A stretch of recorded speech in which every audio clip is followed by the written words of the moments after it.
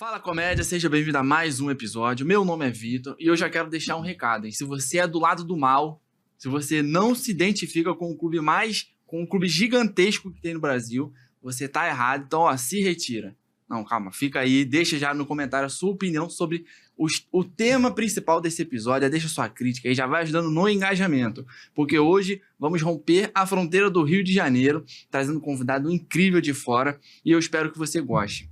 Então, sem mais enrolação, para a gente já iniciar esse papo da melhor maneira, quero apresentar meu convidado de hoje, Marcos Paiva, o vascaíno, o vascaíno de Manaus. De Manaus. Seja bem-vindo ao Fala Comédia. Muito obrigado pelo convite. Para mim é uma honra estar aqui, cara, falando de comédia do outro lado do país. Olha. Duas coisas que eu amo, né? Comédia e Vasco. Aí é assunto para horas. É isso aí. E esse é os principais tópicos do episódio de hoje. A comédia, obviamente, até pelo o tema do nosso podcast, e fala muito de Vasco também, que é o que temos em comum, que eu não sei se é bom, se é ruim, mas é o que temos em comum. É o que temos. Tu é vascaíno, tu. Invasão do estúdio, Mas ninguém viu. Tu é vascaíno também? Eu sou vascaíno. Eu não sei se infelizmente ou felizmente, mas... Felizmente, pô. Felizmente. É porque ultimamente tá brabo. Não, mas isso aí é fase. Todo time... Pô, os caras zoam. O Vasco tá há 15 anos sem ganhar um título... tipo de expressão. Poxa, o Flamengo levou 2000 O Flamengo vai começar a ganhar de agora. 2019 pra cá, pô. Pô. Né? Antes disso, o Flamengo não ganhava. Quem ganhava era o árbitro, era a CBF. Mas o Flamengo mesmo não ganhava, pô. É verdade. Tá ligado? O cara era doido pra conseguir um emprego na Globo, aí ajudava o Flamengo a carreira dele todo dia, né, José Roberto White? Aí... ele é daqui, né? Lá em Manaus eu falo tranquilo, porque eu sei que ele nunca vai me achar. Mas daqui a pouco tu volta e não dá nada. Ainda bem. Quando isso aqui for o ar, eu já tô longe já. É, isso aí. Então chupa, José Roberto White. Melhor jogador do Flamengo de 81. Pessoal, Zico. Zico era fichinha pra José Roberto White. Ele que era a estrela. Era, pô. Ele fez o Zico, pô. É verdade. Porque o Zico, assim, o Zico não ganhou a Copa do Mundo. O Zico não tá entre os mais artilheiros do Brasil. O Zico não é um dos mais craques. O Zico não é um dos melhores batedores de falta. Os caras falam que o Zico batia falta como ninguém. Juninho Pernambucano não tem perna, né? Isso sim batia falta como queria, sabe? Sim. Marcelinho Carioca, outros, Djalminha. Zico é mediano, pô. Os caras vão ficar bravos porque foi um ídolo que a Globo construiu, que o José Roberto White construiu. Mas Zico é mediano, irmão. É sério, os caras ficam bravos, mas o cara ganhou o quê de expressão? Nada. Sabe o que ele ganhou de expressão? Um título japonês. Assim. Como técnico. Foi como jogador, não. Vai ficar bravo, Flamenguista? Eu sei que tu vai, mas se tu estudar a coisa... Aí vai mandar flamenguista estudar é foda também, né? Não combina muito. Não combina. Aí é foda. Olha que clima maravilhoso. Começamos bem. Isso aí já dá um corte a Zico mediano. Mas eu tenho argumentos. Eu desafio, porque os flamenguistas não argumentam. Eles vêm no meu Instagram e começam a me chamar de merda, começam a me chamar de não sei o quê, de nanico, de não sei o quê, de ratazana. Mas argumento eles não trazem. É difícil vir dar argumentos a partir de lá, né? Sabe quem faz diferença? Juninho Pernambucano. O Juninho Pernambucano ficou no Vasco, ele foi campeão brasileiro, campeão da Libertadores, campeão Rio-São Paulo, campeão da Mercosul com a virada histórica. Estadual. Aí ele foi embora pra França, pra um time que nunca tinha ganho nada. Sim. Foi jogar no Lyon. Jogou 7 anos no Lyon. O Lyon foi 7 anos campeão francês. Juninho Pernambucano saiu do Lyon. O Lyon nunca mais ganhou nada. Isso é fazer a diferença. Isso é ser um jogador acima da média.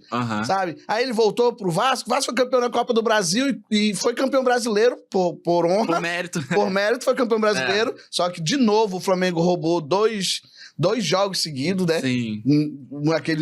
Aquela puxada de camisa que saiu no jornal do Léo Moura puxando a camisa do Diego Souza dentro da área e não marcado nada. Aquela falta em cima do Bernardo. Mas, enfim. Foi coincidência. Era pro Vasco ter ganho 3 títulos no mesmo ano, que era Sul-Americana, a Mercosul, né? Não, é Sul-Americana. Já era Sul, né? Já era Sul-Americano, Brasileiro e a Copa do Brasil. O cara, isso sim é ser acima da média. Entendeu? Sim. Zico jogou bem? Jogou. Não tô dizendo que ele jogou ruim. Mas acima da média, como o Juninho Pernambucano, não tem, não. Realmente. Eu acho que se te colocarem naqueles programas de 30 contra 1, chamarem 30 flamenguistas, acho que tu tem bons argumentos. Só porque que geralmente... do lado não vai vir muita coisa boa também. Pois vai vir xingamento, assim, inteligência não tem muito, não. Ó, eu avisei no início do programa que se você é do lado do mal, esse episódio talvez não seja pra você, hein? Eu avisei. Mas, já que a gente começou falando do Vasco, queria entender, porque assim, pra gente aqui do Rio, é muito comum ter uma ligação mais forte com os clubes daqui, né? Pra gente já é mais fácil. Mas assim, é sempre bom entender como que pra vocês que estão tão distantes da realidade do clube aqui, como que é esse sentimento, de onde veio isso, se é daquela famosa geração que cresceu ouvindo os jogos na rádio e aí a partir dali foi passando de pai para filho, como que surgiu esse amor pelo Vasco? Cara, vou falar de mim e os vascaínos que eu conheço mesmo assim, vascaínos ferrenhos, né? Uhum. Eu me apaixonei pelo Vasco de cara, quando eu era criança. Eu cheguei a ver Dinamite jogar, que esse sim era acima da média. Teve o prazer, então, né? Eu cheguei a ver ele jogando, cheguei a ver um ano que tinha Bebeto e Romário, quando eles estavam começando ali em 89. Cara, era lindo ver os dois jogando e na rádio tinha essa emoção. E eu sempre fui um cara de estudar muito. Sou vascaíno, né? Então, sempre fui um cara de pesquisar muito. E eu estudei desde cedo a história do Vasco, e tem muita coisa em comum com o Vasco. Então, eu vim de família pobre, muito pobre. Muito pobre, assim, muito. A minha casa era de barro, irmão. Caramba. Os meus colegas reclamavam que na casa deles tinha rato, barata, na minha tinha bem TV, assim, era um negócio... Caramba. Minha casa de barro mesmo, chovia, derretia minha casa, era uma tribulação. Eu era pobre do nível que eu comia picadinho de pacote, irmão. Sabe, esse picadinho de pacote que acho que tu nunca nem viu, tu é playboy, pois é. Não, playboy. Porque, assim, mano, era meio quilo um pacote daquele, 400 gramas era de gelo, assim, sabe? O pessoal reclama que a Friboi vem com papelão, aquilo vinha com bosta dentro, assim, que era um negócio que só pobre comia mesmo. E a gente era muito pobre. E aí eu fui estudar sobre a história do Vasco e eu vi que o Vasco ele é muito ligado à pobreza, assim. Sim. Ele sempre combateu a pobreza, ele sempre ajudou as pessoas. Eu vou te dar aqui um dado que talvez você não saiba, mesmo você sendo vascaíno. O Vasco ajudou. O Vasco ajudou o povo brasileiro a ter direitos trabalhistas. A luta do Vasco por ajudar trabalhadores, operários e negros, incentivou diretamente Getúlio Vargas, que começou a fazer essas reformas no governo. Tanto que a primeira anunciação de um projeto para ajudar trabalhadores, que foi o 13º, foi anunciado em 1940 no Vasco, lá em São Januário. Quando ele criou férias, também ele anunciou em 1941, lá em São Januário. E quando ele criou a CLT, que é uma sigla sobre direitos trabalhistas, leis trabalhistas, né? Aí ele anunciou também lá em 1943, porque essa altura ele já era vascaíno, e aí ele lutou para trazer todos os benefícios que os brasileiros têm até hoje, foi concedidos por Getúlio Vargas, que era vascaíno, que era muito ligado com a diretoria do Vasco, que ele viu o Vasco lutando, e ele trouxe essa luta para os brasileiros de um modo geral, os trabalhadores. Então, assim, ele foi muito engajado com o Vasco, né? Foi por isso que ele se matou. Sabia dessa, não? Não, o que eu sabia era que os anúncios tinham sido feitos em São Januário. Então, diretamente, porque ele... Quando eu comecei a estudar sobre a vida do Vasco, eu vi no Rio de Janeiro, já como comediante, e eu fui lá no Candim, que é um local onde dizem que nasceu o Vasco. E eu conversei com muitos senhores, assim, eu entrevistei vários senhores que eram netos de pessoas que trabalharam em São Januário, que viveram. Então eu criei um show, que eu digo que é um show de comédia só para vascaíno, onde eu conto a história do Vasco, só que com muita comédia, humor envolvido. Um toque do humor ali. Só que eu trago, porque algumas coisas no Vasco é muito engraçado, naturalmente. Tipo o quê?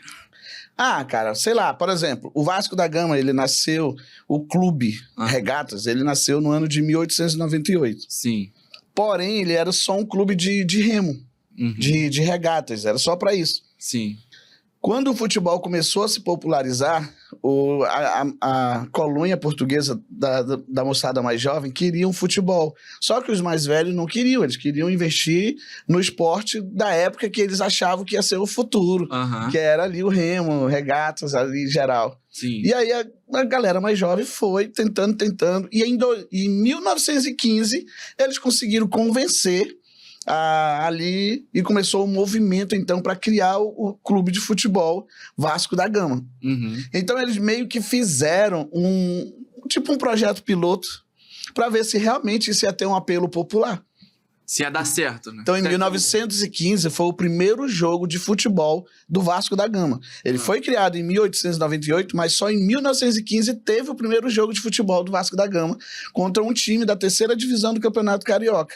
E aí foi aquela comoção, se reuniu toda a colônia portuguesa da época, os jovens da época, porque era um clube que já nasceu com apelo popular. E aí, como era um projeto da moçada mais nova, eles queriam que isso desse certo. E aí foi todo mundo para lá assistir, todo mundo gritava Vasco, Vasco, Vasco. E aí foi uma emoção muito boa. E o Vasco perdeu. Eu creio que havia um desfecho legal. Não, mas não é que ele perdeu. Foi humilhado. O jogo foi 14-1. Nossa. E o 1 foi contra. Isso é cômico mesmo. E aí eu fico pensando, esses torcedores dessa época. Sim. Eles olharam aquele time. E eles pensaram, eu tenho certeza que esse time vai dar raiva. Esse time vai... Nossa, isso aí vai beirar me matar do coração. Isso aí vai... Nossa, mano, isso aí vai fazer eu perder a compostura. Será que eles não jogaram uma praga? Eu vou torcer pra ele. Será que eles não jogaram uma praga? Não sei. E aí a gente até hoje sofre dela? Né? Porra, eu acho que faz sentido, cara. Porque o que a gente passa... Como que o time nasce de uma derrota, irmão? Uma feia ainda, né? Não era uma derrota simples. Porque se ele ganha... Aí, vamos começar a torcer porque tem futuro. Não, mas ele perdeu e foi humilhado. E mesmo assim, os torcedores, vamos continuar. Ali a gente sabe que o Vasco vai ser imortal, mano. Através disso a gente sabe que vai ser pra sempre. Com um início tão bom assim. Então tem algumas coisas na história do Vasco que nem precisa de muito pra criar o texto. É verdade.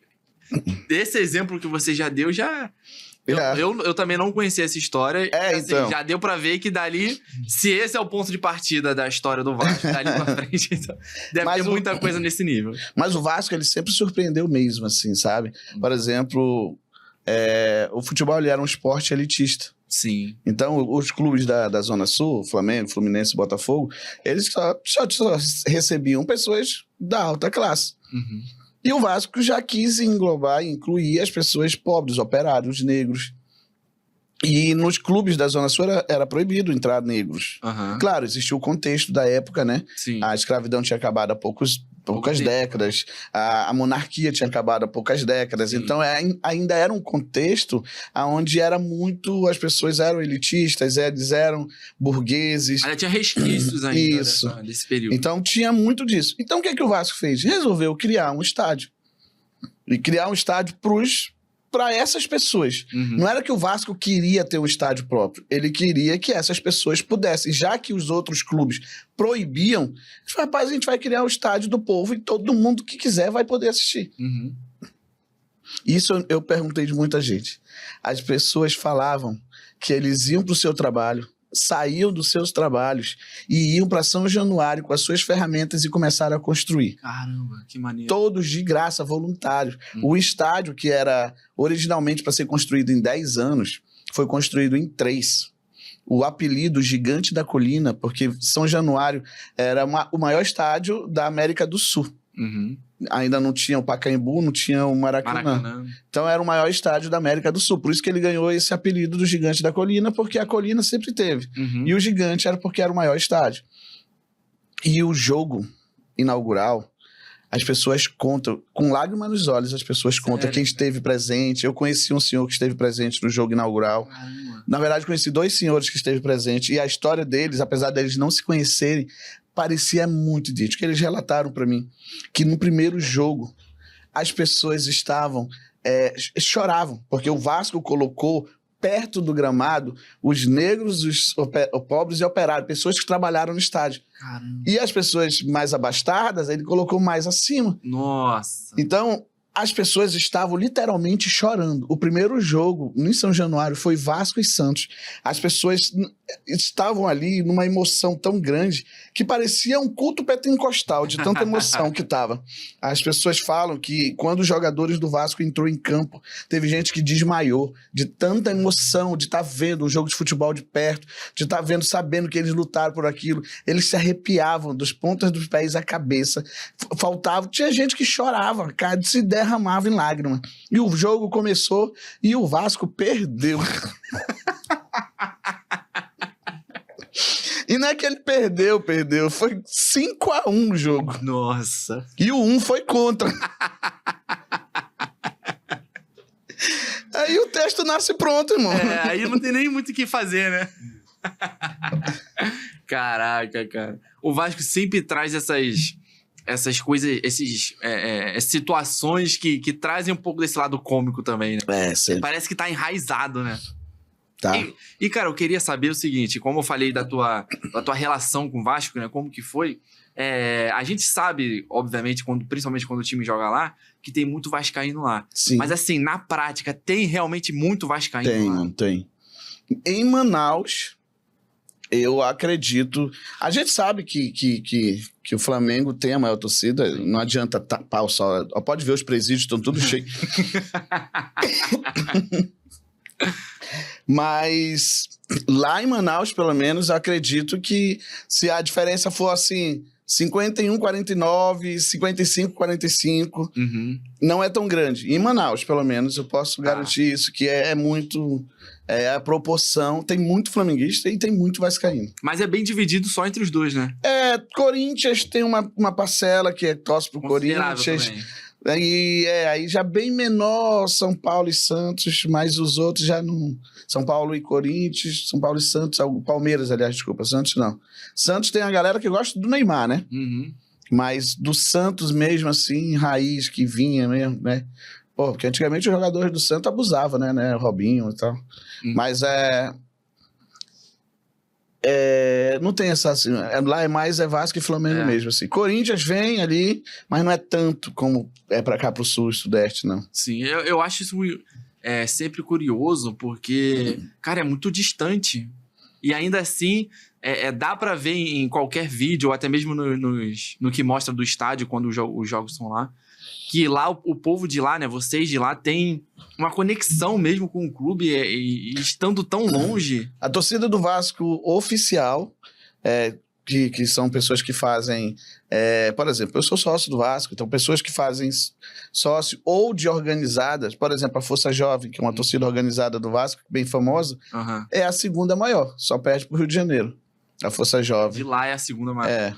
Ah, legal. E aí o clube lá é bem grande, então o que a gente tem mais que se aproxima de um estádio mesmo do jogo do Vasco. Então todo jogo do Vasco, a grande maioria dos jogos eu assisto na Força Jovem, mas eu assisto também lá na Rasta também, que é um lugar que dá muito vascaíno e palmeirense, né? E maconheiro. Às vezes é o mesmo cara, os três. E aí eu também assisto em outras torcidas, assim, eu vou para algumas torcidas, mas nada se compara com a Força Jovem mesmo. É o tempo todo cantando, é o tempo todo... O Vasco tá perdendo, às vezes, 5-0, eles estão lá cantando. Então, assim, a Força é a segunda maior torcida da Força Jovem, só perde pro Rio de Janeiro. Pô, legal. E você já teve o prazer de assistir os jogos aqui? Aqui ainda não. Eu vou amanhã. Aliás, quando isso aqui for ao ar... Já foi. Já fui. Mas eu vou assistir Vasco e Bragantino. Sim. Quando for ao ar, já vai ter assistido. E o Vasco... vai ter perdido. Não, o Vasco vai ganhar, pô. Eu sou muito pé quente, pô. Tu vai ver só. Porque amanhã, se não for 3-0, pode me cobrar. Ó, isso aqui não vai ao ar ainda. Quando vai ao ar isso aqui? Provavelmente na outra semana. Na outra semana, terça, quarta, por aí? Terça. Olha aí, ó, o jogo é no domingo. Na terça, quando sair, vai... Isso aí. Pode colocar, editor. Tá certo, tá errado. Acertou. Vai ser 2 ou 3-0. Vamos ver. Ou não, 3-0 não, é 3-1, que o Vasco sempre pega gol. Sempre toma um gol. Geralmente contra. Do Cuesta. Conheço o único jogador que fez gol em todos os campeonatos, mano. Foi o Saldívia. É o Saldívia, aliás, desculpa. É outro. Ele fez... É outro ruim, né? Ele fez gol em todos os campeonatos, mano. Foi, cara. Aí fez tudo contra, mas fez. Jogar de domingo e faz outro também. Ah, mas pelo menos tá melhor que o Breno. Não faz nada. Só tá errando o lado, mas tudo bem. E, cara, eu vi... Você falou que vocês se reúnem lá pra assistir os jogos e eu vi... o vídeo que você fez da final, cara. Como que foi a final lá? A final da Copa do Brasil foi linda, mano. Deu aproximadamente, assim, mais de 5 mil pessoas. Caraca. Segundo o IBGE. 15 mil, segundo a PLM. Não, mas deu muito, assim, umas 5 mil pessoas. Aí foi feita uma estrutura de palco. Pô, legal. A festa foi linda, independente do resultado, a festa foi linda. Fogos, tudo. E foi lindo mesmo, assim, o vídeo que eu fiz... Quase 1 milhão de visualizações falando que mesmo após a derrota a festa tava linda. Vascaíno não é modinha, Vascaíno é Vasco, não. A gente sabe das limitações, já ir pra final já foi a vitória pra nós, tá ligado? Já foi a vitória. Não que estamos apequenando o Vasco, mas é porque o Vasco tá passando uma fase muito difícil, que é necessária pra crescer, porque ele tá pagando contas. Aí quando se paga conta, não faz investimento. E aí estamos vivendo com o que temos. Sim. A gente tem que aguentar mesmo aí. Eu acho que assim, apesar de todo mundo, obviamente, ter...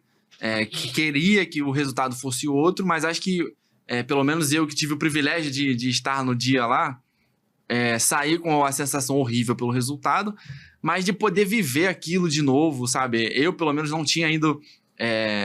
não tinha podido ainda estar num estádio vivendo uma final com o Vasco e pô, ter essa sensação foi, acho que, o mais importante, já que o resultado não veio. Mas ter vivido aquela atmosfera de final, de, pô, ver meu time ali nessa situação de poder ganhar um título importante de novo, acho que, pô... Essa foi a sensação e acredito que deve ter sido a mensagem que você quis passar naquele vídeo. Sim, é isso. Porque os outros torcedores, eles não entendem. Real, porque assim, ó, o Vasco, por exemplo, o Vasco caiu 4 vezes pra Série B e tu não vê Vascaíno chorando.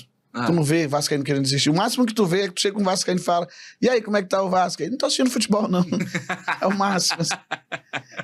Mas... Mano, se é outro clube que cai, fosse Flamengo, caísse 4 vezes. Caiu 3 já, né? Ele não jogou a Série B, mas caiu. Mas se fosse o Flamengo, nem existia mais Flamengo, mano. Não existia. Eu não tô aqui falando. Ia ter uns gatos pingados que gostam de insistir, mas não ia ser essa força, não ia ter nada disso. E o Vasco, mesmo caindo 4 vezes, ainda tem uma das maiores e mais apaixonadas torcidas do mundo. Mais engajadas. Só o Vasco consegue isso, mano. Nenhum outro clube consegue. O Chapecoense caiu uma vez só, foi o chororô. É verdade. Né? E, cara, agora, antes da gente passar pra parte da comédia, eu tive, pelo menos, essa sensação, eu acredito que você também tenha tido, de ter visto o Ryan na seleção. Sim, pô. Pô, foi uma alegria. Eu confesso pra ti que eu tava meio desesperançado da Copa. Eu não comprei camisa da Seleção Brasileira, a rua de casa não tá pintada, não íamos fazer... Eu não tinha nem planos pra assistir a Copa. Real. Claro que como um bom brasileiro, quando fosse o dia do jogo, eu ia assistir porque é um ótimo entretenimento. Porém, eu não estava animado. Quando eu vi o nome do Ryan, me surpreendeu muito, entendeu? E também, assim... As pessoas criticam, falam mal, mas o Neymar tinha que estar na Copa também. Por vários motivos. Primeiro que essa seleção é uma das mais fracas que eu assisti. Eu tive a oportunidade de ver em 94, 98, que a gente perdeu na final por teimosia, mas a gente tinha uma seleção infinitamente melhor do que a da França da época. Nós tínhamos Edmundo, que era o melhor jogador do mundo, mano. Só não entrou porque botaram o Ronaldo doente. Mas... Eu vi a seleção de 2002. A de 2006, que não ganhou a Copa, mas merecia muito. Era a melhor seleção disparada. Aí a gente vê essa seleção, a gente sabe que não vai ganhar. E o Neymar tem que estar lá pra levar a culpa. Tipo assim, é sério, ele aguenta a pressão. Porque assim, quem fosse aguentar a culpa seria Vinícius Júnior. Mano, o cara não segura a Virgínia, irmão. Ele vai segurar pressão em seleção brasileira, que é pressão, irmão. Lógico. É pressão. É a seleção 5 vezes campeã do mundo e tá com 24 anos que não ganha um título, irmão. Então, assim, a gente não tem mais como eram os jogadores antigamente. A gente já não tem mais um traficante de um Adriano, um pegador de travesti como o Ronaldo, um fanfarrão como o Romário. A gente precisa sabe, de coisas assim. Goleiro matador, né? Tipo, Rogério Ceni, como era.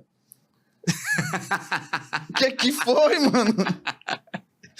Eu tô falando do Rogério Ceni, irmão. Sim, pô. Fazia gol, era matador. Fazia gol pra caramba, assim. Então, assim, a gente precisa disso.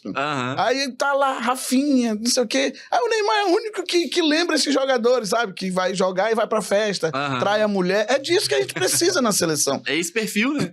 Pô, é isso que ganha título. E aí o Neymar vai aguentar a pressão de ter sido culpado. Sim. Entendeu? 2014, ele nem jogou o 7-1, mas a gente culpa ele.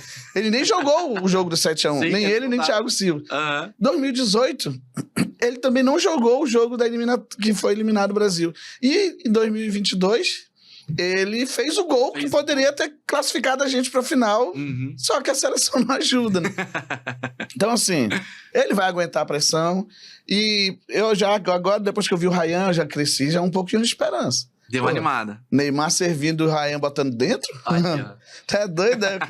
Os caras vão ver a bola do Ryan dentro aí, eu quero ver, mano. Eu acho que pra gente teve esse gostinho diferente de ver. Pena que ele não tá mais... Ele saiu antes de ser chamado, ainda estando no Vasco. Aí seria, pelo menos pra mim, seria... Mas eu acho que se ele tivesse no Vasco, ele nem ia ser chamado. Tu acha? Acho. E aí eu nem tô falando isso por ser o Vasco. Em 2010, por exemplo, Neymar e Ganso estavam voando e não levaram ele pra Copa. Tava aqui, né? Porque era daqui. Então, assim, apesar de estar quebrando mais esse olhar de que jogador bom não tá no Brasil, mas, por exemplo, alguns jogadores que a galera, que se não jogasse no Brasil, estariam na Copa, tipo Gerson. Se ele não jogasse no Brasil, ele tava na Copa. Sabe? Tem mais uns 2 ou 3, assim, que se não fosse daqui, o próprio Pedro... O próprio Pedro, do Flamengo. Que é um ótimo atacante. Sim. Né? E a gente odeia ele? Odeia.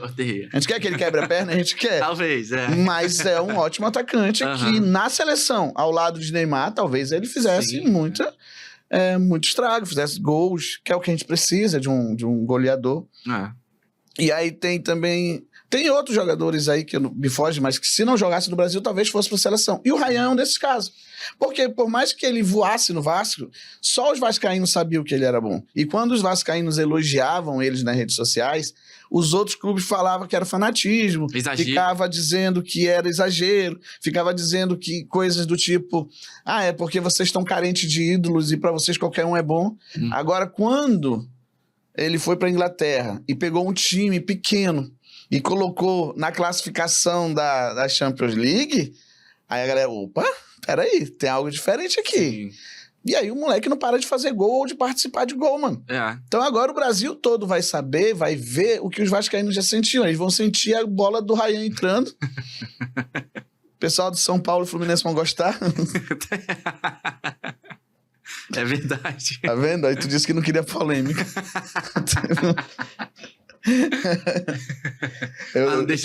Eu tive problema com a torcida do Fluminense aqui. Sério? Eu não fui ameaçado nem pela torcida do Flamengo, mas do Fluminense eu fui. Sério? Uma piada que eu fiz no último show, que eu dizia que eu achava que o Fluminense não tinha torcida, mas eu achava mesmo, por ignorância. Assim como se fala de Manaus, tu acha que é só mato. Assim como tu fala do Nordeste, tu imagina seca. Assim como tu fala de São Paulo, tu só imagina xenofóbico e racista. Né? Então, são coisas que a gente tem de imaginação. Então, quando eu falava em Fluminense, eu achava que não tinha torcida. E aí, 2 dias antes do meu show que eu fiz, da última vez, eu vim, mano, eles colocaram 2 milhões de pessoas no show da Lady Gaga. Não, vamos ser justos. Não era todo mundo era Fluminense, a metade era São Paulino. Que fez de São Paulo pra cá? Nossa, aí eu postei essa piada. E teve gente que falou que ia me matar e tal. Não. Real, mano, real. No leque? Ele me ameaçou de morte. Tu vai ver, tu vai chegar aqui, eu vou te dar ali um corte. Pegar minha gilete, ó, de norte. Foi real. E me ameaça por causa dessa piada. Foi. Caraca. Aí os caras xingam e tal. Nossa. E olha que porque dos times do Rio, a galera fala, tem rivalidade com o Flamengo? Não. Não, assim, a parada do Flamengo, a gente não... Eu nem vou dizer que é o time que eu menos gosto. Se eu fosse botar mesmo os times que eu menos gosto, é Corinthians e Fluminense, mano. Porque Corinthians, o Vasco não ganha nem se o Corinthians estiver amarrado, mano. Todo mundo ganha do Corinthians, velho. Menos o Vasco. Cara, é incrível, velho. É verdade. É incrível. E o Fluminense, o Vasco ganha todas. Só que eles se acham, tipo... Eles se acham um time como se eles fossem bons, assim. Eles se acham como se fosse grande. Imagina quando crescer, que eles não vão se achar. Cara, eu acho curioso quando eles se colocam como se fosse maior que o Vasco. Eles querem ser...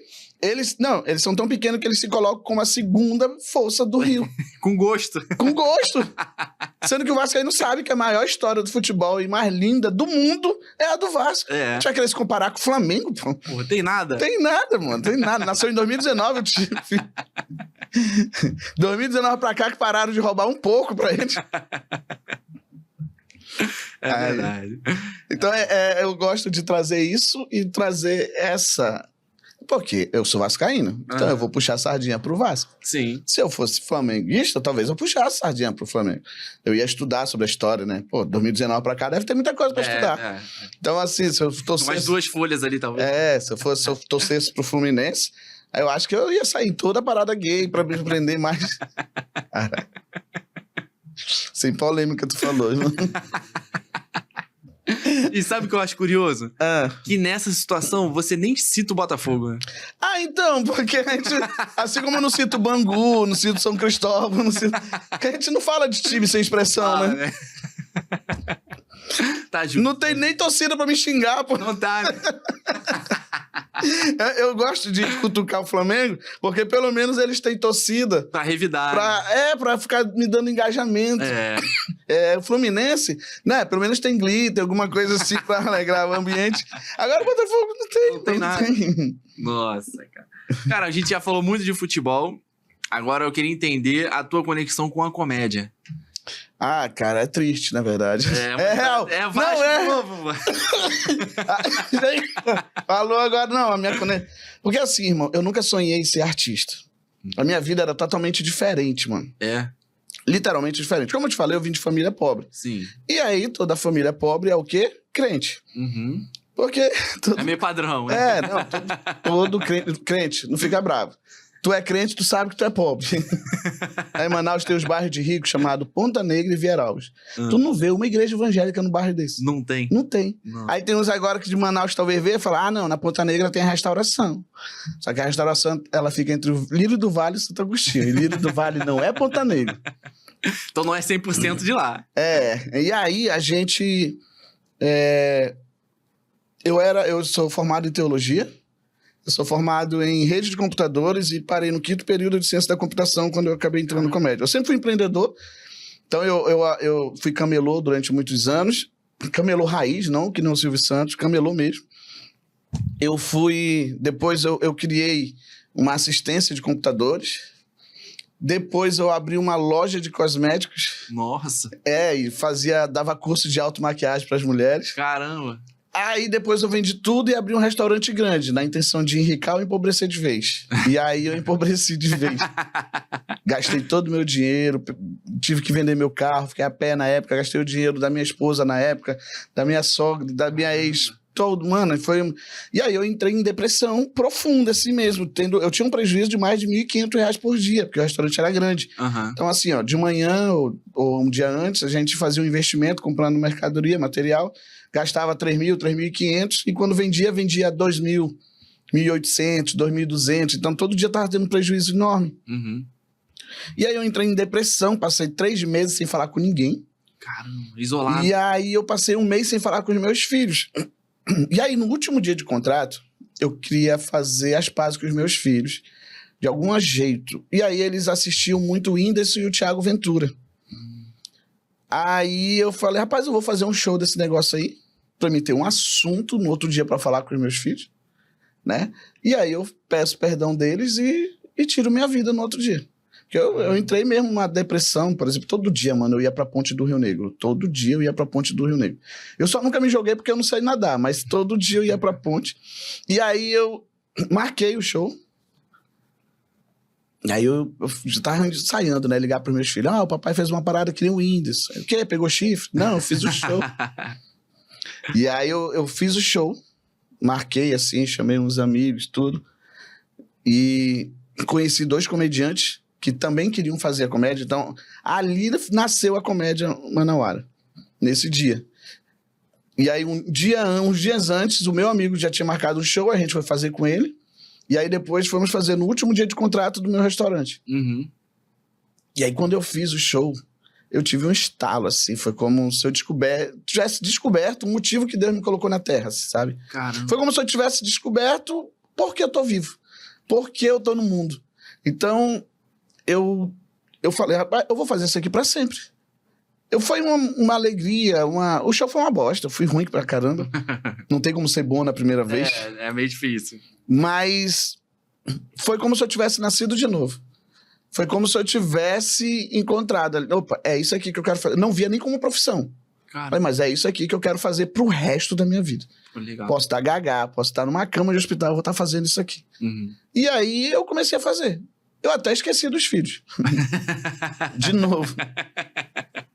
Passou-se, acho que umas 3 semanas, coincidentemente, a Secretaria de Cultura, em parceria com uma empresa privada de show, fizeram um concurso de stand-up. E eu, como um bom vascaíno, fiquei em 2º lugar. E aí eu não parei mais. Aí eu já fui atrás de fechar show. E aí eu fui estudar. Uhum. Então eu fui estudar mesmo o que era uma piada. Fui estudar o que era uma piada. Porque eu, naturalmente, fora dos palcos, por exemplo, eu sou tímido, eu sou introvertido, eu sou muito na minha. Eu sempre tive comentários ácidos. Uhum. Que é uma vertente da comédia. Sim. Trazer uns comentários, eu era aquele cara que os caras que quando queriam brigar comigo, eu dava uma resposta que os caras ficavam mais putos ainda. Uhum. Porque eles não tinham resposta pra debater. Sim. Né? Tipo o que eu falei ainda agora do Zico, por exemplo, que eu falei. Não, claro que isso é uma zoeira. Claro que o Zico foi bom pra caramba. Só que eu gosto de cutucar e trazer uns argumentos a meu favor e o cara não tem os mesmos argumentos porque ele não tá preparado pra aquele debate. Eu estudei, eu trouxe exemplos, eu faço. Então eu sempre fui esse cara de irritar os outros, de ter aqueles comentários, sabe, maldosos, de ter aqueles comentários assim, olhar e ter um pensamento rápido. E aí eu fui estudar realmente o que era comédia, fui saber o que era a preparação de uma piada, o que fazia riso, qual é o momento que as pessoas aplaudiam, por que as pessoas aplaudiam, ou por que riam. Uhum. E aí, depois de estudar muito, a gente começou a fazer uma cena, eu e mais 2 comediantes em Manaus, e todos os outros comediantes em Manaus começaram com a gente. De algum jeito, a gente ajudou a fomentar a cena. Tem um comediante lá em Manaus chamado William de Oliveira, que ele usa uma frase que é o seguinte, que ele diz que a gente capinou a estrada para que eles pudessem correr. Então, assim, a gente fazia show em lugares, Teve uma vez um caso de um bar que a gente foi fazer show, eu pedi água da mulher, ela disse que não tinha como dar água, pois só tinha natural. Real, isso é real mesmo, assim. Ela falou, não tem como dar água pra vocês porque a gente só tá com água mineral. Ué? Pra te ver. É porque não tinha da torneira pra dar pra nós. Então, isso foi a nossa realidade de fazer show, de a galera não prestar atenção e a gente não desistir, continuar. Uhum. E aí foi crescendo. E aí hoje a cena... 2016 começamos esse movimento. Tá. É algo bem recente ainda. E eu já consegui muitas coisas, tipo o Whindersson, por exemplo, que foi o cara que indiretamente foi por ele que eu comecei na comédia, porque meus filhos assistiam ele. Uhum. Ano passado, eu faço um festival no dia do meu aniversário, que é um festival de comédia em homenagem ao aniversário do Marcos Paiva. E ano passado ele era o convidado. Convidado especial. E aí eu contei esse texto e ele estava lá presente. E aí, do nada, quando ele sobe pra fazer a parte dele, bate os parabéns pra mim e tal. Então, passou um filme naquela hora na minha cabeça. Eu até chorei, ele ficou zoando lá e tal. Mas foi emocionante pra mim aquele momento. Então, assim, eu entrei na comédia meio que de paraquedas, mano. Nunca fui artista, nunca quis ser artista. Se você perguntar pra qualquer comediante, todos eles vão dizer, mano, eu sempre sonhei, eu sempre fui engraçador na turma, eu sempre quis fazer... É meio comum escutar isso aqui. Então, é o que eles falam, todos... Eu não. Eu era pregador, irmão. Eu era o cara que organizava a rede de jovens, o encontro, ministrava encontro com Deus, sabe? Eu era esse cara, mano, que não pensava em nada assim voltado pra arte, tá ligado? Eu era aquele cara conservador, de direita, que achava que artista é vagabundo e fumador de maconha. Eles são, mas não é só isso. Mas... então, eu era muito isso, assim. Eu nunca imaginei eu contando piada pra fazer a galera rir. E aí, agora é a minha realidade. Já fiz shows pequenos e já fiz shows pra 2.600 pessoas. Caramba, mano. Quando eu fui o convidado especial do grupo chamado Os Quatro Amigos, que fizeram lá em Manaus. Legal. E, cara, eu fui, tipo, antes do Thiago Ventura. Tipo, foi o elenco, aí eu fui antes do Thiago Ventura e foi satisfatório ser aplaudido de pé na minha terra por 2.600 pessoas, assim. Muito maneiro. Foi da hora demais, assim, mano. Então eu já vivi muita coisa e hoje, por exemplo, eu tô aqui, do outro lado do país, pra fazer show. Sim. Entende? Relevante a ponto de estar sendo chamado pra um podcast. Entende? Aonde nunca imaginei isso. Se falasse pra mim em 2015, 2014, ano que o Brasil perdeu de 7-1, e aí alguém chegasse comigo e dissesse, daqui a 10 anos tu vai estar no podcast no Rio de Janeiro. Eu nunca nem tinha pego o avião, irmão. Caramba. Eu nunca tinha viajado, nunca tinha... Só comédia pra fazer algumas coisas assim, entendeu? Com a gente. Então... algumas coisas acontecem na minha vida por conta da comédia. Ano passado, o Vasco, não, um patrocinador do Vasco, vocês podem falar o nome? Pode. A Viva Sorte me contratou e eu tinha que fazer uma seleção ou sorteio ou alguma coisa. E aí eu tinha que escolher 10 torcedores. E aí seriam 3 dias de evento. O primeiro dia a gente ia para um bar beber com o Carlos Germano. Só isso? Só isso. Aí eu levei os 10 torcedores e ele tinha 1 hora pra nós. Carlos Germano, simplesmente o maior goleiro da história do Vasco. Sim. Tinha 1 hora pra nós. E aí a gente ficou bebendo e podia tirar foto, podia fazer vídeo, podia conversar com ele, podia fazer pergunta. Durante 1 hora, ele era nosso. Nossa, se lá tivesse uma bola de futebol, eu ia fazer 1 hora de ficar agarrando pênalti. E aí, no outro dia, eu tinha que pegar esses mesmos 10 torcedores, levar a um local onde o Carlos Germano já estaria, e a gente ia tirar foto com o Carlos Germano e com a taça da Libertadores. Caramba, maneiro. Que o Vasco ganhou de 98. E lá, o Carlos Germano entregaria os ingressos para esses torcedores que eu selecionei. E aí, no outro dia, eu tinha que chegar e fazer um vídeo com eles no estádio do Vasco. E depois o Vasco me chamou, eu fui lá no vestiário dos atletas. Porra, eu cheirei a cueca do Verrete. É mentira, não mentira isso aí. Era do Coutinho. E aí, eu fui no vestiário dos caras, sabe? Mano... eu vi os caras de pertinho, assim, o Coutinho veio na minha direção, o Verrete assinou a minha camisa, e aí eu tremendo todo, e filmei a minha cara. Nossa. O Verrete aqui, e eu filmando aqui, eu não olhei, quando eu fui olhar depois eu tava filmando a minha cara, irmão. Caramba. Os jogadores passou o Coutinho, passa o Ryan. Você filmando. E teve uma hora que eu já tava filmando, o Alex Teixeira passou. Pô, o único que eu consegui filmar foi o Puma. Nossa. Puma. Era melhor ter filmado o Juiz. E aí, eu tive que fazer tudo isso. E aí eu perguntei, eu vou pagar quanto? Fala, não, a gente tá te contratando, a gente vai... A gente que vai te pagar. A gente que vai te pagar. A gente só não pode pagar muito. Falei, mano, se você me der R$50, o dinheiro do busão tá ótimo já. Não, e eu recebi um bom cachê pra algo que eu pagaria. E no final eu ganhei 2 camisas do elenco autografadas pelo elenco atual. Pô, maneiro. Tive que jogar fora, porque tem um autógrafo do Léo Pelé, mas... Léo Pelé foi um cara que quase fez os vascaínos serem racistas. É verdade. Mano, tu tem noção que ele fez. Que o clube que combateu o racismo a vida inteira quase estraga essa história toda com um jogador. Ainda bem que foi embora. Então, cara, esse início que você falou de 2016, foi o teu contato com a comédia ou foi o início da cena da comédia? Também. Os dois juntos? Os dois juntos, porque não existia comédia stand-up antes de mim. Então, assim, teve alguns shows isolados, mas não era de stand-up, porque não era texto puro. Às vezes tinha piada dos outros, tinha piadas de salão, que é o que a gente chama de anedota. A gente começou, eu, o Theo Júnior e o Roger Siqueira. A gente fez mesmo acontecer uma parada quando não existia, tá ligado? Então, assim, hoje, um de nós três chegar em qualquer lugar, a galera toda conhece, reconhece. Hoje tem comediantes que são famosos lá na cidade. Hoje a cena é muito boa em Manaus. Hoje tem o William de Oliveira, quase 2 milhões de seguidores, é conhecido no Brasil todo. Tem o Leandro Leite, quase conhecido no Brasil todo. Aí tem o Dunga Mesquita também, que tá sendo processado pelo prefeito da cidade, quase foi processado pela Leandrinha. Nossa! Conhecido também, em geral, quem gosta de stand-up conhece. Mas tudo isso começou com a gente mesmo, e os meninos reconhecem isso, eles sabem disso também. E a gente tem orgulho disso. Querendo ou não, eu tenho orgulho de ter feito. Ninguém vai poder tirar essa história de mim. Tipo assim, hoje... Como apagar isso? Não tem como apagar.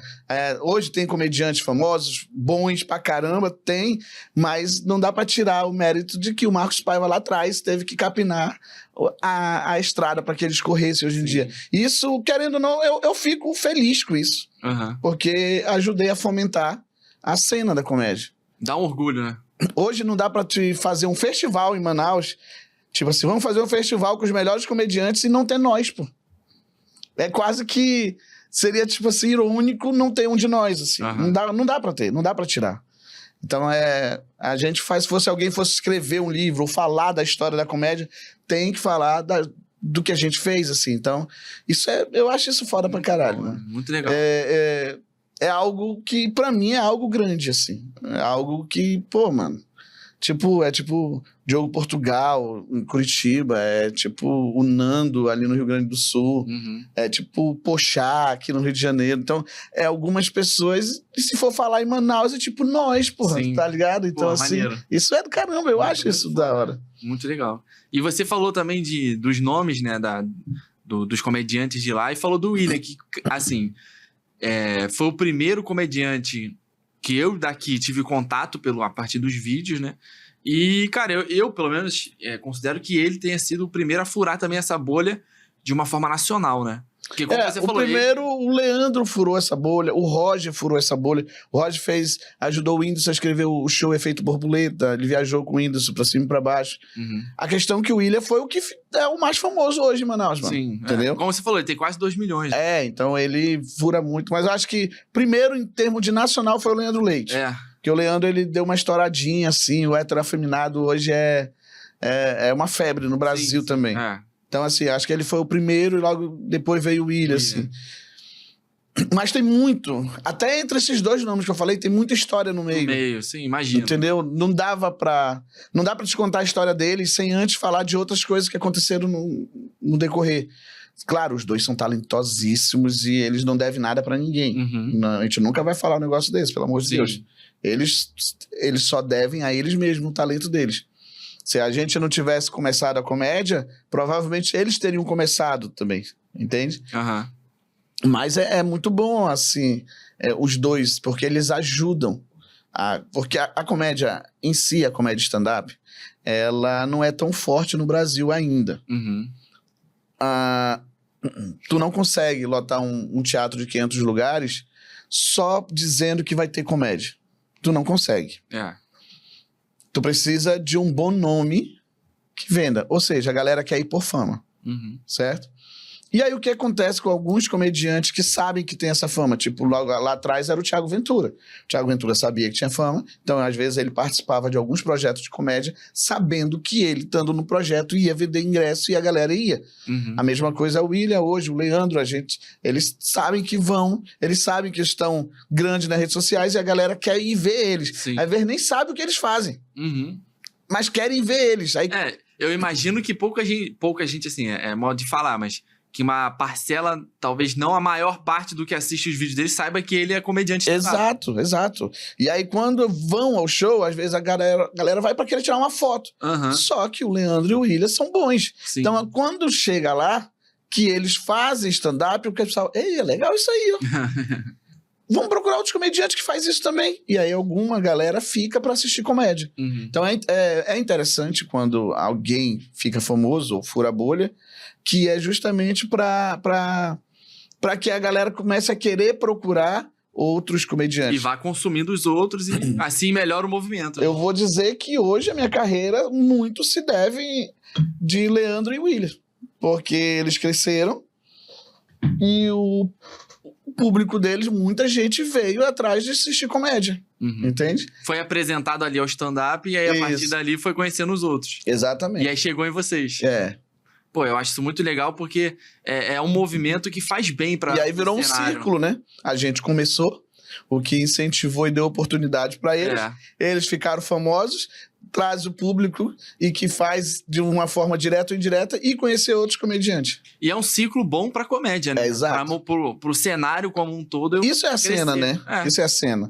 Um cresce e leva outro pra fazer abertura, começa a fazer vídeo. O William é muito...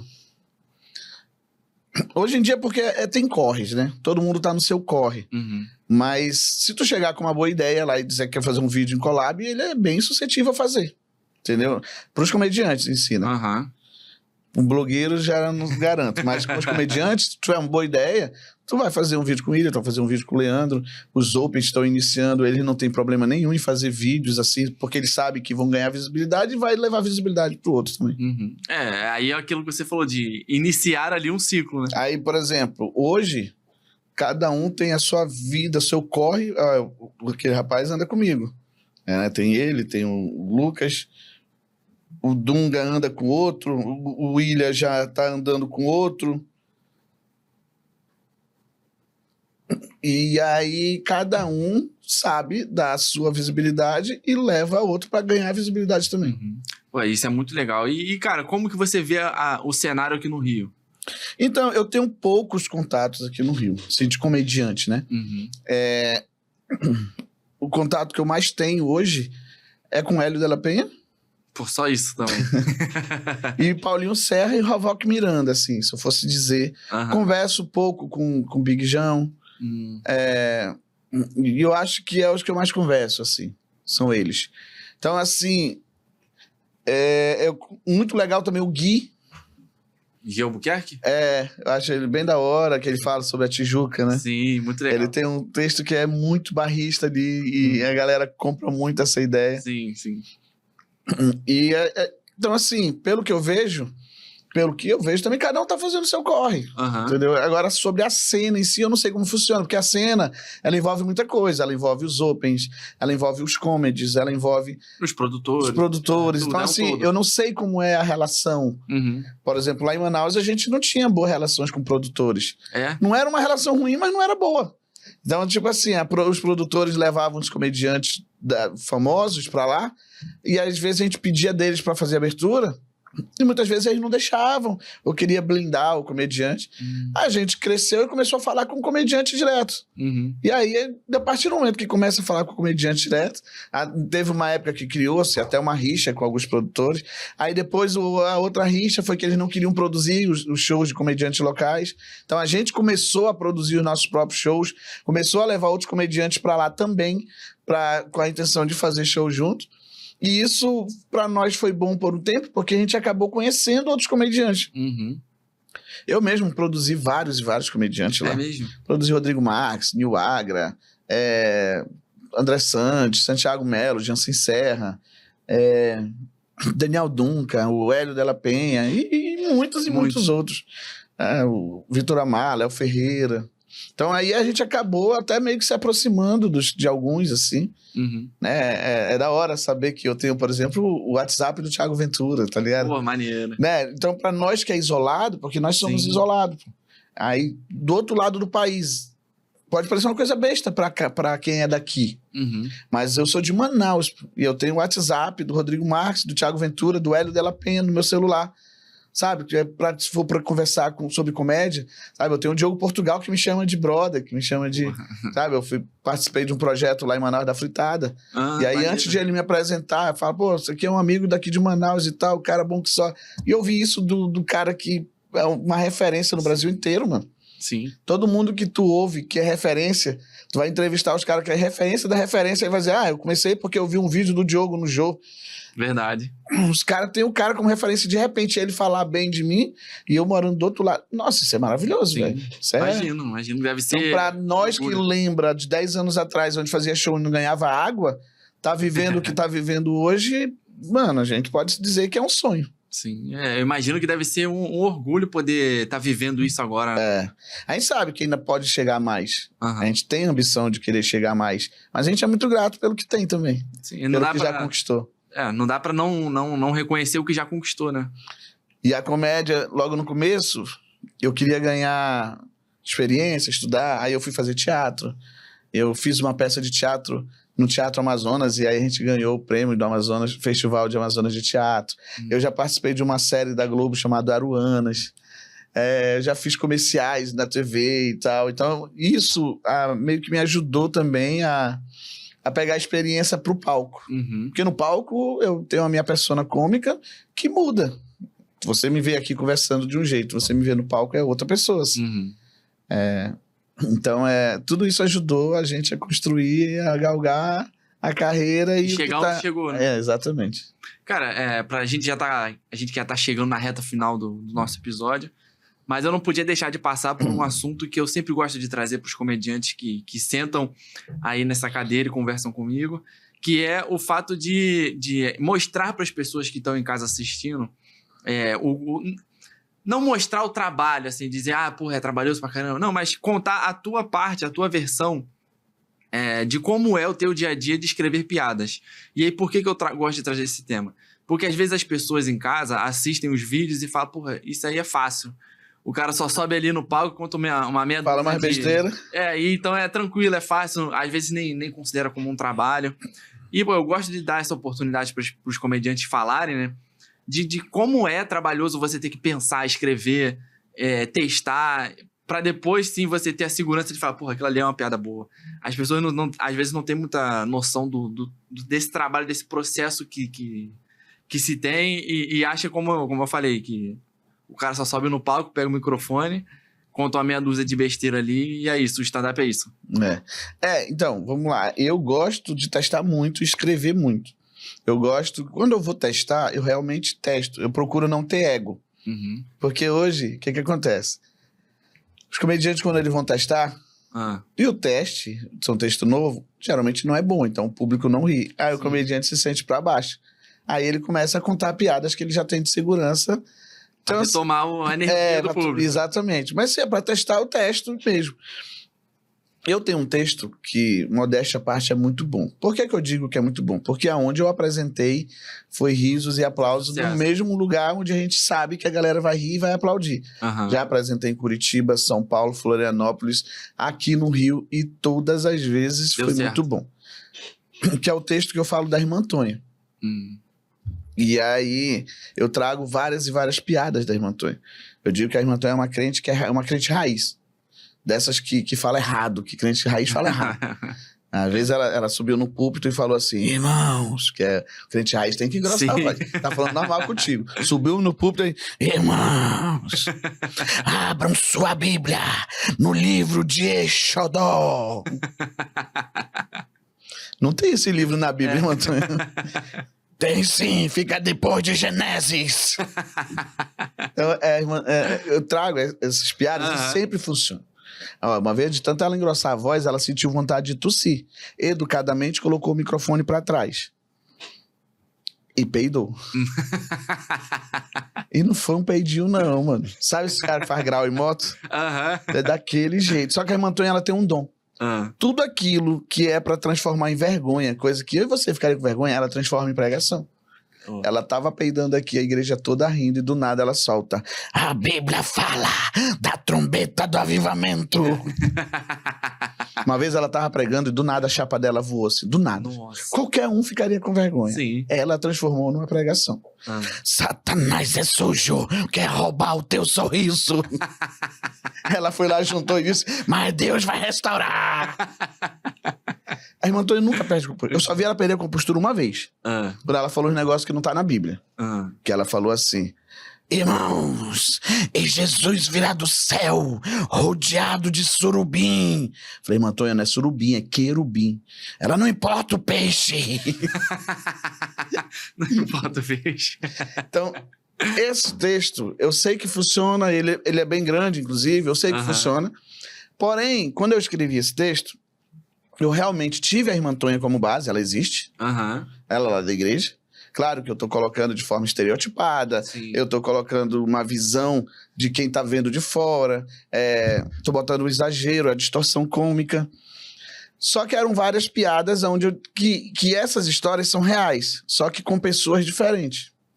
Logo no começo eu dizia que a igreja era um lugar onde as piadas vinham prontas. Então eu começava a contar a história de um irmão, desse irmão, que ele foi pregar no velório de um irmão que tinha falecido, e aí quando ele tá, tipo, ministrando, a chapa dele cai. Nossa. E aí ele solta assim: leve com você meu último sorriso. Então, assim, ele não falou isso não, isso aí é piada, mas a chapa dele caiu enquanto ele pregava. E aí quando eu contei, assim, não teve graça. Teve um hahaha, mas não teve graça. A irmã que realmente peidou no púlpito não foi no microfone, ela realmente foi tossir, soltou um e a igreja ouviu, e é bem engraçado. Só que quando eu contei que uma irmã tinha feito isso, teve o hahaha, teve o nossa, mas não teve risos e aplausos. E aí eu testava e não funcionava, mudava as palavras, mudava algumas fonéticas, botava alguns punches a mais, fazia entonação vocálica, fazia as técnicas e não dava certo. Até que eu criei essa persona enigmática da irmã Antônia. E aí todas as histórias eu levei para ela.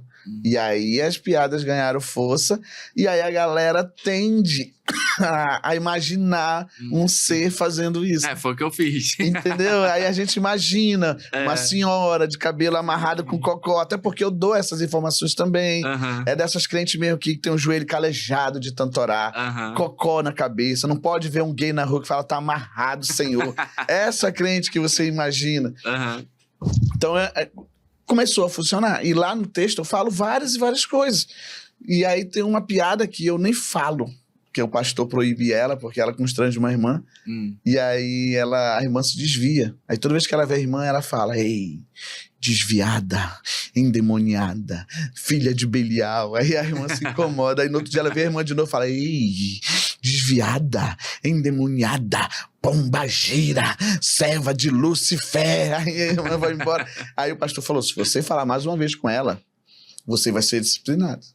Aí a Antônia, Antônia fez uma ameaça gospel pro pastor, que a ameaça gospel é quando tem ameaça gospel, que é aquela assim: depois tá no leito da enfermidade e não sabe por quê.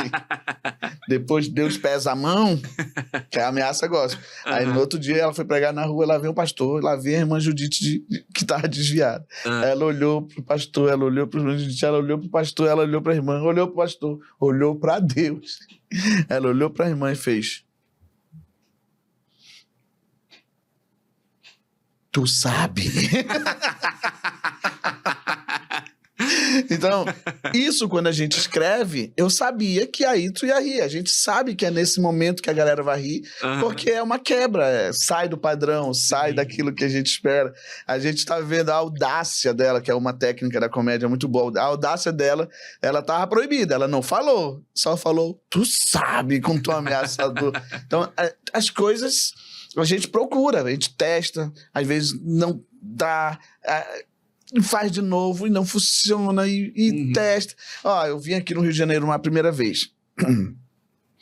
E aí o cara falou: não, pode vir, que eu vou te hospedar num lugar muito bom aqui. Um lugar top mesmo, top. Me botou no Vidigal. Nossa. Eu não tinha informação. Acreditou. Mano, é muita droga, muita droga. Lá é uma casa, uma boca. Uma casa, uma boca. Eu mesmo tava hospedado do lado de uma casa. A rua, assim, parecia assim, a feira 25 de março, assim. Só que em vez de ambulante, era vendedor de droga. Todo tipo de droga que não presta, lá vendi. Você vai com era pó, você vai com outro era maconha, você vai com outro é o perfume da Rinodê. Isso é escrita. O cara pode nunca ter ido no bairro, mas ele começa a imaginar a coisa e tal. E aí a gente coloca as técnicas, regra de 3, quebra de ocultação, quebra de expectativa. A gente vai adicionando as técnicas que a gente estuda, vai colocando prosopopeia. Eu faço prosopopeia nesse texto também, quando eu digo que os ratos lá, assim, parece o mestre Splinter, com uma tatuagem no peito escrito matador de gato. Então a gente coloca as técnicas e tudo isso é escrito, a gente testa, não funciona, testa de novo. Eu falei que eu fiz uma piada que 3 vezes não funcionou. Que eu digo que lá era tanta droga que tu vai numa taberna, tu vai numa padaria, compra R$2 de pão e o troco de pó. E aí sempre gerava esse ha-ha-ha e nunca funcionava bem mesmo, assim. Aí uma vez eu troquei. Falei, mano, no Vidigal é tanta droga que você vai numa padaria, tu compra R$2 de pão e o cara te pergunta, quer o troco de pó, senhor? Já ganhou força, porque era o cara, o senhorzinho da mercearia te oferecendo. Aí tem uma piada besta logo em seguida, que eu digo que é tanta droga que eu fui no galinheiro e a galinha tava pó. Boa. Então a gente vai escrevendo, vai testando, vai adicionando, até chegar onde a gente fala, tá aqui. Tá bom. É aqui, agora eu vou apresentar. E a gente sabe, não é à toa. A gente sabe em que momento as pessoas vão rir, em que momento as pessoas vão aplaudir, em que momento vai gerar constrangimento, que também faz parte da comédia. Sim. Em que momento vai cutucar algumas pessoas. Eu, no meu show, eu gosto de cutucar logo de cara, assim. Cara, eu perguntei bolsominion na plateia, sempre alguém levanta a mão. Aí eu falo, olha aí, ó, sempre vem retardado no show. Uma galera ria, eu falo, olha aí, bolsominion, tá vendo os petistas rindo aí, tá vendo? Aí tu ouviu a risada dele? De cara, ofendo os dois lados. E a galera já vai entendendo que é piada, que é pra entender que ali eu não tenho opinião, ali eu não tenho ideologia, ali eu não tenho nada, ali é piada. Sim. Então a gente vai escrevendo, faz às vezes, não funciona, muda às vezes uma palavra, muda a ordem da colocação da palavra, estuda, tem que estudar bastante, não dá pra ser comediante sem estudar, irmão. O cara pode até tentar, mas não dá, tem que estudar. Pô, o cara vai fazer uma técnica de prosopopeia, ele não sabe o que é prosopopeia. Vai fazer uma técnica de entonação vocálica, se ele não sabe o que é entonação vocálica. Vai fazer quebra de expectativa, se ele nem sabe o que é expectativa. Né? Expectativa para flamenguista, expectativa é quando quebra de expectativa, é quando tu espera que o juiz roube e ele não rouba. É um bom exemplo. Tá vendo? Isso é engraçado. Gera o riso. A comédia é tudo aquilo que sai do esperado. Eu me levantei, vim andando pra sentar nessa cadeira. Isso é esperado. Se no meio do caminho eu tropeço, caio, eu quebro o celular, ou sei lá, faço alguma coisa pior ainda, canto o hino do Flamengo, não sei, alguma coisa do tipo, sai do inesperado. E aí gera riso, tem a quebra, a expectativa. E a comédia também, parafraseando, a comédia ela é rebelde. Comédia é oposição, sempre é oposição. A comédia também denuncia. O próprio Robinho, mano. Quem prendeu o Robinho foi a comédia. Porque até a justiça tinha esquecido o assunto. Até a menina tinha esquecido o assunto. Os comediantes foram os únicos que não esqueceram. Todo show de comediante tinha exemplo de estuprador, botava o Robinho de exemplo. Não sei o que, assediador, o Robinho de exemplo. Verdade. Todo mundo falou tanto do Robinho que opa, vamos prender, a gente tinha esquecido dele. Passou no escuro. Aí prender, até que o assunto veio às claras e aí ele foi preso. Sim, é verdade. Então, assim, a comédia também denuncia. Então, por isso que tem muitos comediantes de esquerda, tem muitos comediantes de direita, porque eles também denunciam no nicho deles, eles falam pro público deles. Daniel Duncan, por exemplo, é genial em fazer piada pro lado da esquerda e vai fazer. E a galera da esquerda compra a ideia, ele chega lá e fala Bolsonaro é corrupto, e a galera kkkk. Aí o Marcelo Duque faz piada da direita, o Lula é ladrão, a galera kkkk. Então é um colocando, e essa polarização pra comédia é muito boa, né? Não é bom pro Brasil, mas pra comédia é. É verdade. Então, assim, aí é só fazer piada pro teu lado, ó. Eu faço piada pro Vasco. Eu sei que vai ofender o outro lado, eu sei que vai cutucar. Quando eu escrevo o vídeo que eu vou fazer, eu penso na legenda, eu penso tudo. Como flamenguistas são fáceis de ser manipulados, né? Por isso que eles são flamenguistas. Aí eu coloco alguma frase de efeito, alguma coisinha, porque eu sei que eles vão lá comentar. Sabe que vai pegar, né? E aí eu posto o primeiro comentário flamenguista. Deu certo, era o que eu queria. Sim. Eu tô fazendo pro meu público, eu tô fazendo pra minha galera rir. A outra não vai rir. Então, a polarização faz isso também, entendeu?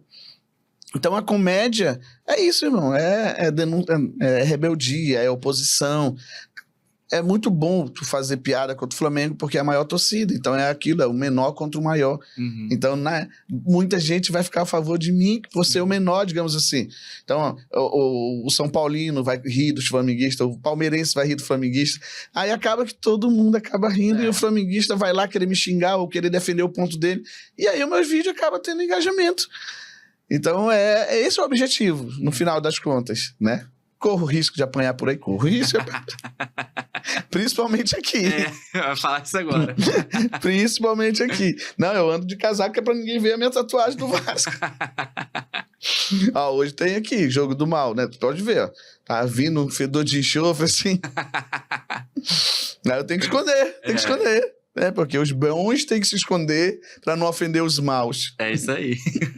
Cara, eu sempre gosto de trazer esse tema justamente por isso, pra deixar o comediante falar pro público que tá assistindo e às vezes acompanha teu vídeo, entender que, a piada que ele escutou ali prontinha no show teve um processo. Tem um processo antes que às vezes as pessoas não se dão conta de que, o trabalho do comediante tá ali, tá? É você montar tudo bonitinho, testar, montar as suas ideias, colocar no papel para depois ir pro microfone, e tem um processo, né?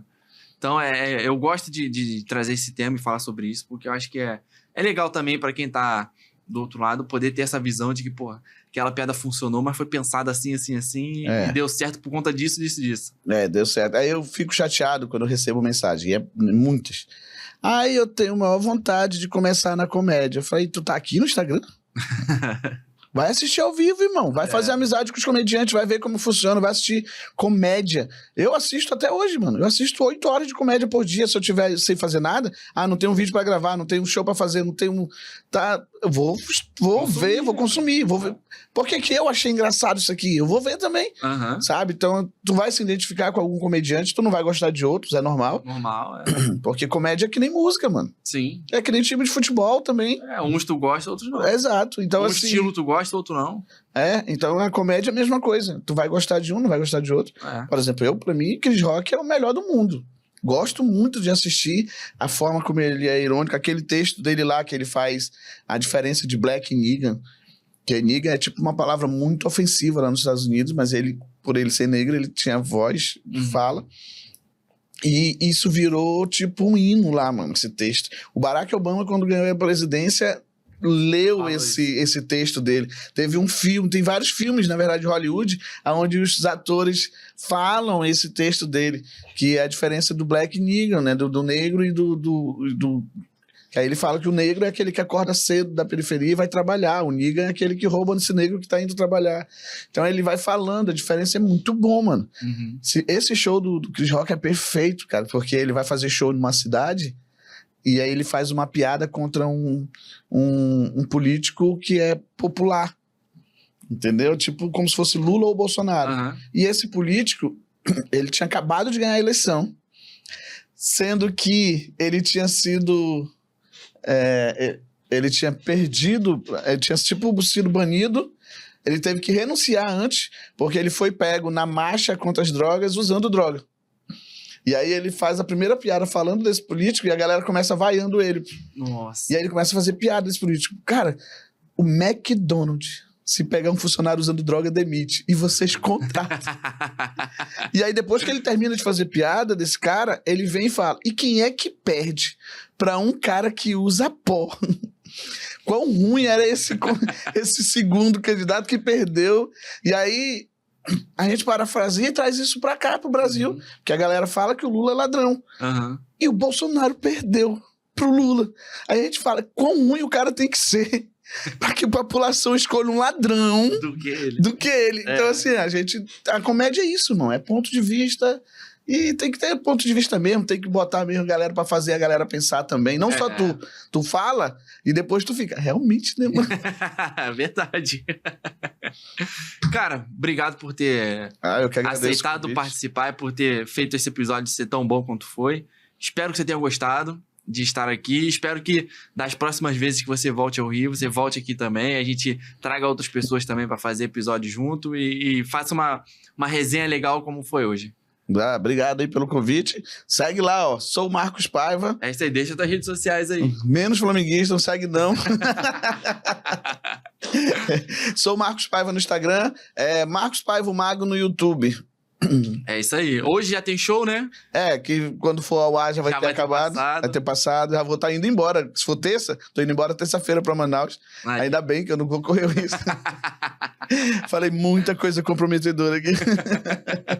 Mas é isso, cara. Espero que você tenha gostado. E espero que de uma próxima vez que você venha ao Rio, você volte aqui, a gente troque mais uma ideia, porque ficou muita coisa pra falar ainda. Ficou.